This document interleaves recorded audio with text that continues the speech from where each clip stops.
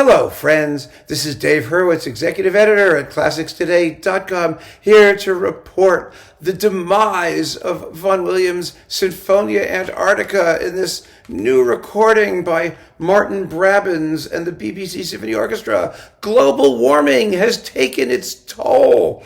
The piece has melted. The glacier is broken off and just turned the whole piece into one of those drippy ice cream cones dying on a summer sidewalk. I don't understand it. What is wrong with these people? What are they doing? I mean, this is a film score, first of all, or an adaptation of a film score. It's one of the most colorful pieces of music ever written. It's supposed to sound, well, glittery, hard, icy, cold, and that's supposed to be contrasted with music of heroic striving, human warmth.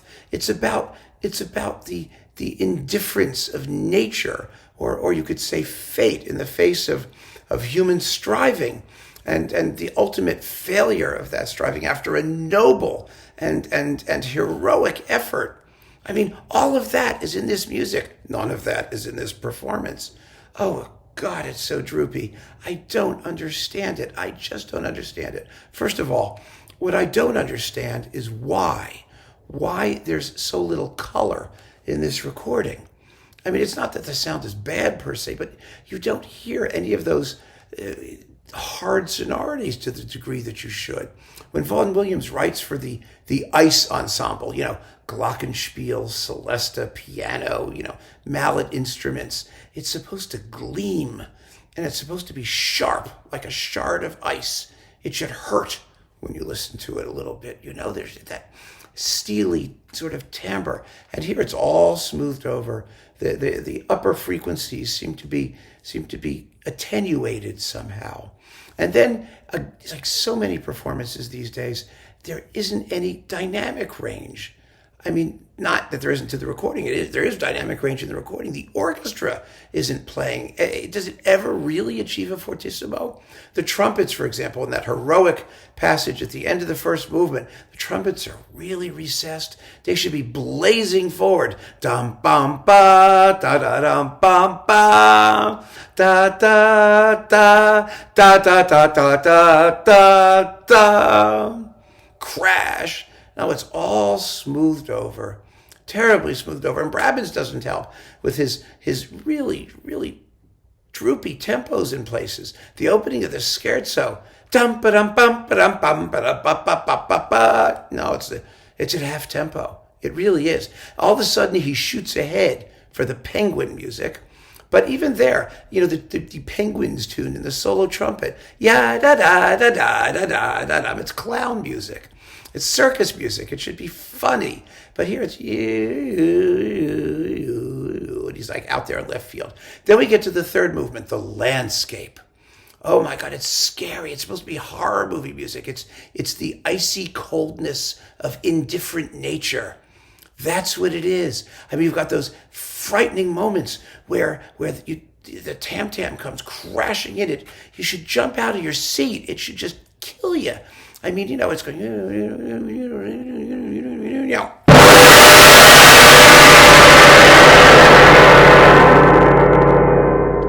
Did that scare you? That's what's supposed to happen. That's what Vaughan Williams wrote. The music's just going along, and all of a sudden, crash! And it's terrifying. Then you go, doo-doo, ya-da-doo-doo. That comes a couple times. Then you hear it loudly, and then crash, and the organ comes roaring in. I mean, here it sounds like you're supposed to be down on your knees, at your plie-dieu, singing a psalm. No, that's not what he intended here. And that tam-tam, it just goes swoosh. Oh, it's shh. It's just lovely. But lovely is not what's supposed to happen here. We're not supposed to have lovely. We're supposed to have scary.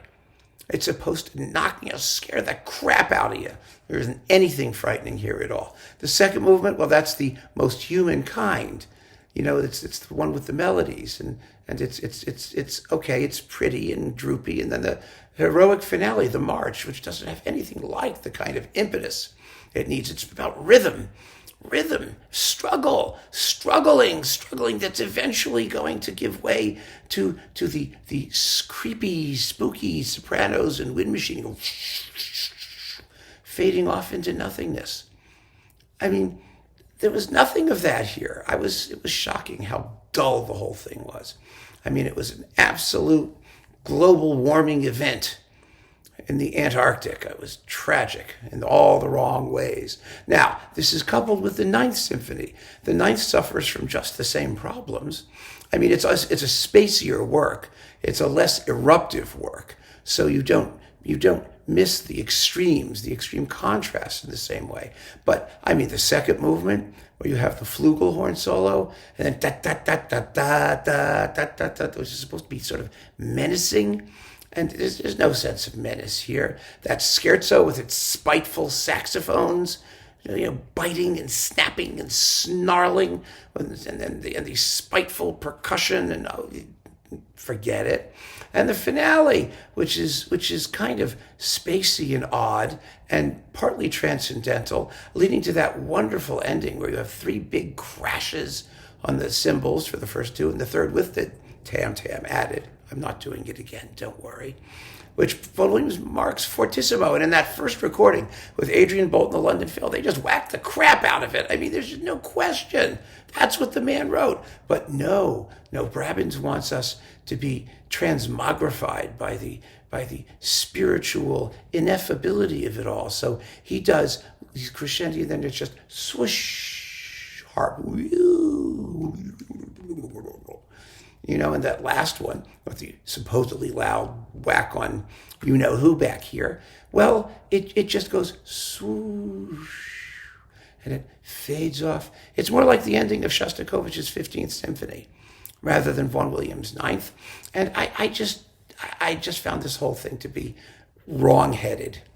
I really did, and weak, and just uninflected and tepid and drove me crazy. And it's a shame, because Brabbins is a very fine conductor who's done a lot of wonderful work, especially in less familiar repertoire. And you would think, fortissimo means fortissimo, guys. It's not rocket science. This is not difficult. Play the dynamics that the composer wrote. Let us hear the textures that we see on the printed page. Vaughan Williams' scoring is extremely accurate and efficient. There's no excuse for not hearing a trumpet or a glockenspiel or any of those wonderfully characterful instruments that he used in their full timbral glory. Instead, what would we get? We get melting. It's melting. It's the Wicked Witch of the West after she got hit with a pitcher of water. It's just, oh dear. I just don't understand what's happening these days with these orchestras and these people. Can't they just do something exciting? Really, Mr. Brabbins, can't you just let go and let the orchestra play and let everyone just go nuts and give us what the composer wrote? That's all I asked for. It's not too much, is it? Keep on listening, friends. Thanks for joining me. Keep your ice cream in the freezer. Take care.